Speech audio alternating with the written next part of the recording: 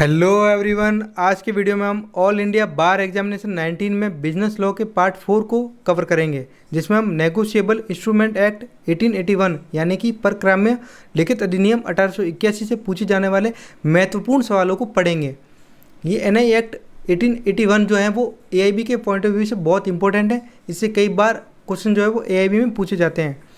चलिए शुरू करते हैं। क्वेश्चन नंबर 1, परक्राम्य लिखित अधिनियम 1881 कब लागू हुआ भारत में?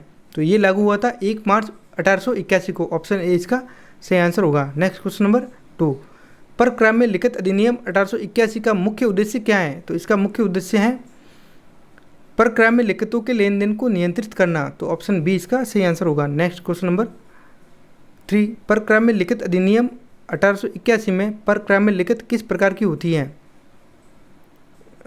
वह जो हस्तांतरणीय और जिस पर हक का दावा किया जा सके, जो ट्रांसफरेबल भी होती है, जो जिस पर हक का दावा किया जा सके। तो ऑप्शन बी इसका सही आंसर होगा। अगर आपको इस वीडियो की इस सवालों की पीडीएफ चाहिए और बाकी जो वीडियो हैं जिनमें मैंने सब्जेक्ट को कवर कराया है उनकी भी अगर आपको पीडीएफ चाहिए तो मैं डिस्क्रिप्शन में टेलीग्राम चैनल की लिंक डाल दूँगा। वहाँ से आपको सभी प्रकार की पीडीएफ मिल जाएगी और भी स्टडी मटेरियल आपको वहाँ से प्रोवाइड करवा दिए जाएंगे। नेक्स्ट क्वेश्चन नंबर 4, परक्राम्य लिखित अधिनियम 1881 में कितने प्रकार के परक्राम्य लिखितों का उल्लेख किया गया है? तो मैं आपको बता देता हूँ। मेनली 3 परक्राम्य लिखितों का उल्लेख किया गया है। पहला प्रोमिजरी नोट, दूसरा बिल ऑफ एक्सचेंज, तीसरा चेक। तो इन तीनों के बारे में प्रावधान किया गया है। तो ऑप्शन सी इसका सही आंसर होगा। नेक्स्ट क्वेश्चन नंबर मैंने मेंशन भी किया है, आप पढ़ सकते हो उसको। नेक्स्ट क्वेश्चन नंबर 5, परक्राम्य लिखित अधिनियम 1881 के तहत चेक की परिभाषा किस धारा में दी गई है? चेक को धारा 6 में डिफाइन कर रखा है। ऑप्शन बी इसका सही आंसर होगा। नेक्स्ट क्वेश्चन नंबर 6, परक्राम्य लिखित अधिनियम 1881 की किस धारा में प्रोमिजरी नोट की परिभाषा दी गई है? तो प्रोमिजरी नोट को धारा 4 में डिफाइन कर रखा है। नेक्स्ट क्वेश्चन नंबर 7, परक्राम्य लिखित अधिनियम 1881 में ड्रॉवर का क्या अर्थ होता है? तो ड्रॉवर का मतलब होता है ऐसा व्यक्ति जो चेक या बिल ऑफ एक्सचेंज को जारी करता है। तो ऑप्शन ए इसका सही आंसर होगा। नेक्स्ट क्वेश्चन नंबर 8, परक्राम्य लिखित अधिनियम के अनुसार ड्रॉई कौन होता है? तो ड्रॉई बैंक को कहेंगे जो चेक का भुगतान करेगा। तो ऑप्शन सी इसका सही आंसर होगा। नेक्स्ट क्वेश्चन नंबर 9, परक्राम्य लिखित अधिनियम 1881 में बिल ऑफ एक्सचेंज किस धारा में परिभाषित है? तो बिल ऑफ एक्सचेंज को धारा 5 में डिफाइन कर रखा है। तो ऑप्शन बी इसका सही आंसर होगा। नेक्स्ट क्वेश्चन नंबर 10, परक्राम्य लिखित अधिनियम के तहत धारक किसे कहा गया है? तो वह व्यक्ति जिसके पास परक्राम्य लिखित होती हैं और जो उसका अधिकार रखता है। ऑप्शन ए इसका सही आंसर होगा। नेक्स्ट क्वेश्चन नंबर 12, परक्राम्य लिखित का क्या अर्थ होता है? तो परक्राम्य लिखित का मतलब होता है ऑप्शन ए वह लिखित जो किसी आदेश से स्थानांतरित हो सकती है, वह लिखित जो नकदी के रूप में इस्तेमाल की जा सकती है। तो दोनों ही ऑप्शन सही है। तो ऑप्शन सी इसका सही आंसर होगा। Next question number 12, promissory note में कितने पक्ष होते हैं? तो प्रोमिजरी नोट में 2 पक्षकार, 2 पार्टीज होती हैं। तो ऑप्शन बी इसका सही आंसर होगा। नेक्स्ट क्वेश्चन नंबर 13, चेक की परिभाषा किस सेक्शन में दी गई है? चेक को सेक्शन 6 में डिफाइन कर रखा है। तो ऑप्शन सी इसका सही आंसर होगा। नेक्स्ट क्वेश्चन नंबर 14, हुंडी किस प्रकार की परक्राम्य लिखित है? तो हुंडी जो है वो एक बिल ऑफ एक्सचेंज है।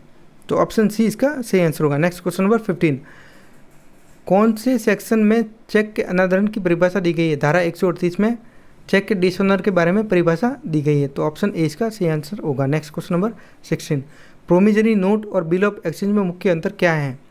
प्रोमिजरी नोट में केवल 2 पक्षकार होते हैं, जबकि बिल ऑफ एक्सचेंज में 3 पक्षकार होते हैं। तो ऑप्शन ए इसका सही आंसर होगा। Next question number 17, bill of exchange की परिभाषा किस सेक्शन में दी गई है? तो धारा 5 में बिल ऑफ एक्सचेंज को डिफाइन कर रखा है। तो ऑप्शन ए इसका सही आंसर होगा। नेक्स्ट क्वेश्चन नंबर 18, धारा 138 के तहत चेक के अनादरण पर अधिकतम सजा का प्रावधान 2 वर्ष का है। तो ऑप्शन बी इसका सही आंसर होगा। नेक्स्ट क्वेश्चन नंबर 19, धारा 4 किस प्रकार की परक्राम्य लिखित से संबंधित है? तो ये प्रोमिजरी नोट पर बात करता है। तो ऑप्शन ए इसका सही आंसर होगा। नेक्स्ट क्वेश्चन नंबर 20, परक्राम्य लिखित अधिनियम 1881 में कितने अध्याय हैं? तो कुल 17 अध्याय हैं। तो ऑप्शन सी जो है वो इसका सही आंसर होगा। Next question number 21, promissory note, cheque और बिल ऑफ एक्सचेंज में से किसे सबसे अधिक मान्यता प्राप्त है, तो चेक को सबसे अधिक मान्यता प्राप्त है, तो ऑप्शन बी इसका सही आंसर होगा। नेक्स्ट क्वेश्चन नंबर 22, धारा 9 के अनुसार एक होल्डर इन ड्यू कोर्स कौन होता है, तो वो व्यक्ति होता है जो परक्रम में लिखित को अच्छे विश्वास में उचित मूल्य पर प्राप्त करता है, तो ऑप्शन बी इसका सही आंसर होगा। नेक्स्ट क्वेश्चन नंबर 23, धारा 138 के अंतर्गत कौन सा अपराध होता है, चेक का डिसऑनर होता है, तो ऑप्शन बी इसका सही आंसर होगा। नेक्स्ट क्वेश्चन नंबर 24, परक्रम में लिखित अधिनियम के अंतर्गत कौन सा दस्तावेज परक्रम में नहीं है, प्रोमिजरी नोट है, चेक भी है, बिल ऑफ एक्सचेंज भी है, पावती रसीद नहीं है, तो ऑप्शन डी इसका सही आंसर होगा। नेक्स्ट क्वेश्चन नंबर 25, धारा 13 में परक्रम में लिखित की परिभाषा किस प्रकार दी गई है, तो परक्रम में लिखित आदेश जो एक व्यक्ति को दूसरे को राशि का भुगतान करने के लिए निर्देश देता है, तो ऑप्शन ए जो है वो इसका सही आंसर होगा। नहीं सॉरी, एक ऐसा साधन है जो बिना किसी शर्त के भुगतान के लिए होता है। फिर से पढ़ेंगे सॉरी इसको। धारा 13 में परक्रम में लिखित की परिभाषा किस प्रकार दी गई है, तो आपको EIB में बेरेक्ट में जा करके जो क्वेश्चन को है वो सॉल्व करना है। तो धारा 13 में ये बोला गया है कि एक ऐसा साधन जो बिना किसी शर्त के भुगतान के लिए होता है, तो ऑप्शन सी इसका सही आंसर होगा। Next question number 26, acceptor for owner क्या होता है, वह व्यक्ति जो चेक डिसऑनर वह व्यक्ति जो परक्रम में लिखित को सम्मानपूर्वक स्वीकार करता है, ऑप्शन ए इसका सही आंसर होगा। नेक्स्ट क्वेश्चन नंबर 27, चेक को एक ही प्रकार की प्रक्रिया में लिखित क्यों माना जाता है, क्योंकि यह केवल बैंक को आदेश देता है, तो ऑप्शन नहीं ये भी सही है, ऑप्शन ए भी सही है, क्योंकि इसका भुगतान जो है वो हमेशा ऑन डिमांड होता है, ये भी सही है, क्योंकि इसमें ब्याज का प्रावधान नहीं होता है, तो ये भी सही है, तो इसका आंसर होगा डी। नेक्स्ट क्वेश्चन नंबर 28, धारा 84 के अनुसार चेक की अवधि क्या होती है, तो चेक की अवधि 3 महीने की होती है, ऑप्शन बी इसका सही आंसर होगा। Next question number 29, cheque dishonour के लिए किसे जिम्मेदार ठहराया गया है, तो चेक डिसऑनर के लिए ड्रॉवर को जिम्मेदार ठहराया गया है, तो ऑप्शन ए इसका सही आंसर होगा। नेक्स्ट क्वेश्चन नंबर 30, अपराध के घटित होने पर चेक डिसऑनर की शिकायत कब दर्ज की जा सकती है, तो मैं आपको बता देता हूँ। जब आपको कोई चेक दिया, आपने लगवाया बैंक में और वो चेक बाउंस हो गया, तो आप 15 दिन के भीतर सामने वाली पार्टी को नोटिस भेजोगे, और 15 दिन समाप्त होने के बाद अगले 30 दिन के भीतर आप न्यायालय में शिकायत जो है वो दर्ज करवा सकते हो। वो न्यायालय होगा मजिस्ट्रेट का न्यायालय, तो इसको हम पढ़ेंगे 30 दिन के भीतर, ऑप्शन सी इसका सही आंसर होगा। शिकायत की बात की गई तो ऑप्शन सी इसका सही आंसर होगा, 30 दिनों के भीतर। नेक्स्ट क्वेश्चन नंबर 31, धारा 138 के अनुसार चेक का अनादरण जो है वो किस कारण होता है, तो बैंक में अपर्याप्त धनराशि के कारण ही चेक का अनादरण होता है, तो ऑप्शन बी इसका सही आंसर होगा। नेक्स्ट क्वेश्चन नंबर 32, चेक अनादरण पर धारा 138 के तहत शिकायत दर्ज करने की समय सीमा 30 दिन की होती है, तो ऑप्शन बी इसका सही आंसर है। नेक्स्ट क्वेश्चन नंबर 33, धारा 87 धारा 87 किसके साथ संबंध रखती है, धारा 87 बात करती है परक्रम में लिखित का अलिखित परिवर्तन, तो ऑप्शन बी इसका सही आंसर होगा। नेक्स्ट क्वेश्चन नंबर 34, अवैतनिक चेक का मतलब होता है ऐसा चेक जो 3 महीने से अधिक का पुराना है, तो ऑप्शन ए इसका सही आंसर होगा। नेक्स्ट क्वेश्चन नंबर 35, परक्रम में लिखित अधिनियम के तहत अधिकार का निर्वाह का क्या अर्थ है, तो अधिकार का निर्वाह मतलब परक्रम में लिखित का समाप्त होना, तो ऑप्शन ए इसका सही आंसर होगा। नेक्स्ट क्वेश्चन नंबर 36, धारा 123 के अनुसार क्रॉस चेक का क्या अर्थ होता है, क्रॉस चेक केवल बैंक में ही भुगतान योग्य होता है, तो केवल बैंक में ही भुगतान योग्य, ऑप्शन ए इसका सही आंसर हो गया। नेक्स्ट क्वेश्चन नंबर 37, परक्रम में लिखित अधिनियम की किस धारा में एंडोर्समेंट की प्रक्रिया का उल्लेख किया गया है, तो एंडोर्समेंट बताया गया है धारा 15 में, तो ऑप्शन ए इसका सही आंसर होगा। Next question number 38, bearer check का क्या अर्थ होता है, तो बेरर चेक का मतलब होता है ऐसा चेक, ऑप्शन ए ऐसा चेक जो चेक के धारक को भुगतान योग्य होता है, ऑप्शन ए इसका सही आंसर होगा। नेक्स्ट क्वेश्चन नंबर 39, पेई कौन होता है, पेई वो व्यक्ति होता है जिस चेक में भुगतान किया जाना है, तो ऑप्शन बी इसका सही आंसर होगा। नेक्स्ट क्वेश्चन नंबर 40, धारा 118 किससे संबंधित है? धारा 118 पर क्रम में लिखित की उपधारणा से संबंधित है, ये प्रिजम्पशन बताती है, तो ऑप्शन बी इसका सही आंसर होगा। नेक्स्ट क्वेश्चन नंबर 41, धारा 138 के तहत अपराध का घटित होना किस मामले में सुप्रीम कोर्ट द्वारा स्पष्ट किया गया था?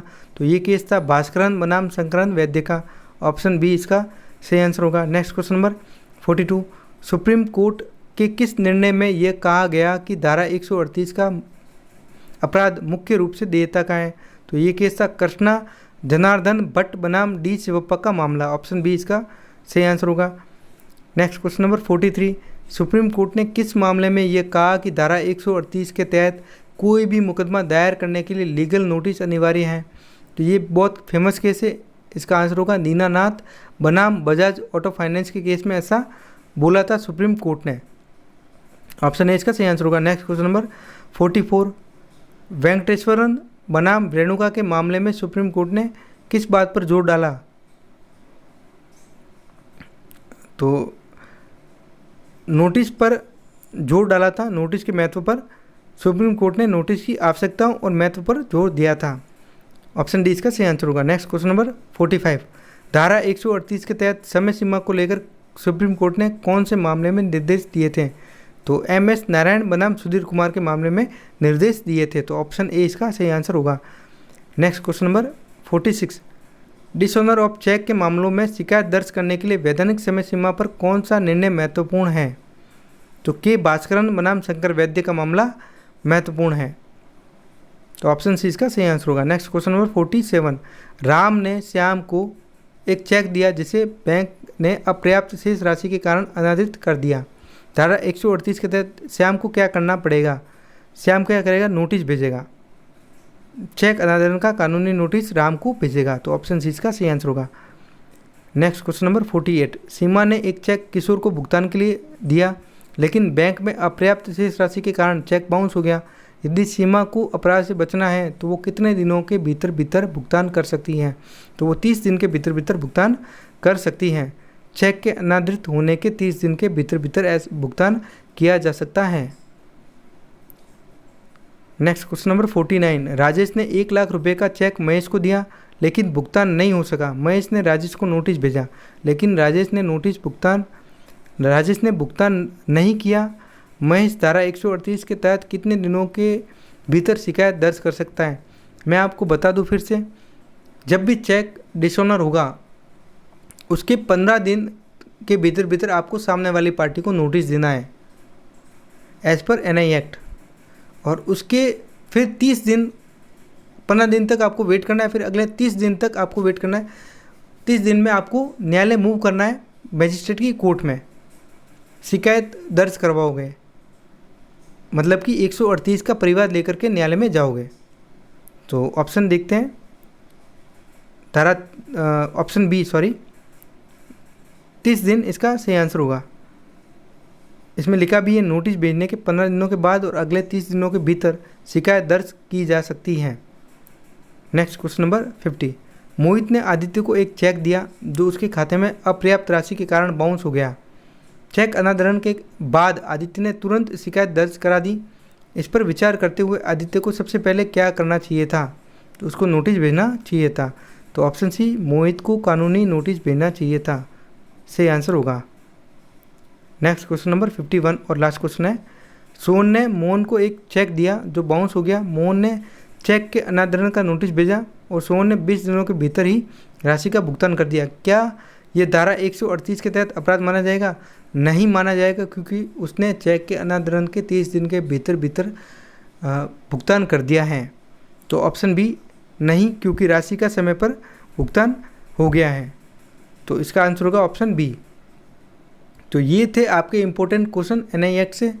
इससे बाहर कुछ भी नहीं पूछा जाएगा आपके एआईबी में, ये आपके लिए सफिशिएंट है, और इसके बाहर नहीं पूछा जाएगा। अगर क्वेश्चन वाइज पूछा जाता है, सेक्शन वाइज पूछा जाता है, तो आप डायरेक्ट से उसे सॉल्व कर सकते हो। और अगर आपको इन सवालों में से कोई डाउट हो तो मुझे कमेंट बॉक्स में मेंशन कर देना। और अगर आपको पीडीएफ चाहिए तो मैं डिस्क्रिप्शन में टेलीग्राम चैनल की लिंक मेंशन कर रहा हूँ। आप टेलीग्राम चैनल पर ज्वाइन हो जाओ, वहाँ पर आपको AIB की सारे मटेरियल मिल जाएंगे, स्टडी मटेरियल आपको वहाँ प्रोवाइड करवा दिए जाएंगे। और साथ ही में जो पिछले वीडियो में सब्जेक्ट कवर जो करवाई गई हैं उनकी सारी PDF वहाँ आपको मिल जाएगी। धन्यवाद।